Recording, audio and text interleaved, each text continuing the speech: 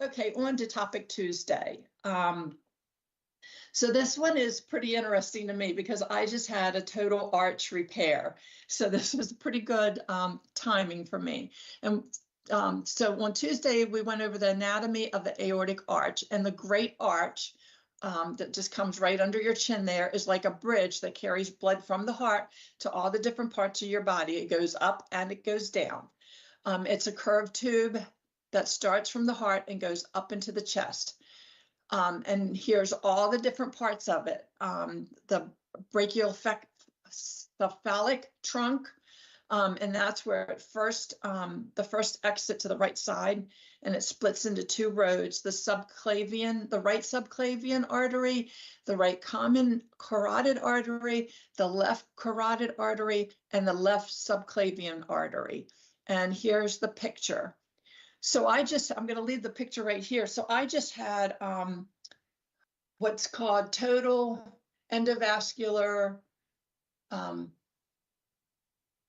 total endovascular arch repair. But they put two words after that for me. They put with debranching. And so what they did was these arteries were considered branches, and my right common carotid artery, I dissected 5 years ago. The dissection was there. There was no aneurysm. But then this winter, I had my surveillance CT scan, and it had become one huge aneurysm. So the debranching was they made a couple of slices in my neck, and the thoracic surgeon, the vascular, I had 3 doctors in there, but the vascular surgeon literally rerouted all of this.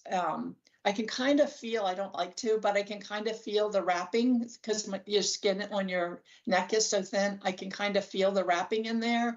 I'm still a little bit swollen on one side. I think it's this side. But yeah, so that's what a debranching means if your doctor ever talks to you about that. And then the second part of my surgery was I had developed, although I was dissected through this descending aorta, this time on the last surveillance, I had a huge aneurysm. So during that same surgery, they went through the groin and put a stent into the chest. I can feel it a little bit, especially if I'm laying on my side, on either side, and your shoulder is rolled in. I can kind of feel it. Other than that, I don't notice it. And I would have never even known I had the surgery. The recovery from that was so easy. The only reason I even knew that I had that surgery is because I had some gauze on my, like where you bend your leg. But I wouldn't have even known that I'd had the surgery if somebody hadn't told me. Now, recovery from the next surgery was a lot more. But so now let's take a look at this. Imagine that there's a problem with the bridge, like a weak spot that bulges out, which we know is an aneurysm. It's like a bubble on the bridge that can get bigger over time. If the bubble grows too big, it can press on the arteries that come out of the bridge, like the ones that go to your head or to your shoulders, down to your kidneys, all those things. So here are some examples. If the aneurysm grows big enough, it can press on the arteries that go to the head, causing symptoms like dizziness, headaches, or vision problems. If it presses on the arteries that go to your shoulders, you can find weakness or pain in your arms. I had no symptoms. So in other terms, a thoracic aortic aneurysm is like a bubble on the blood highway that can interfere with the flow of blood to the head and shoulders, potentially causing problems like pain, weakness, or other symptoms.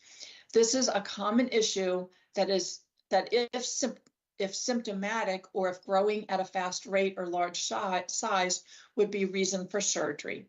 Of course, we recommend that if you have a family history of aortic aneurysms or connective tissue disease that are high risk for aneurysms, we recommend that you reach out to your cardiologist, and you should have a surveillance plan. And so that was all about your arch.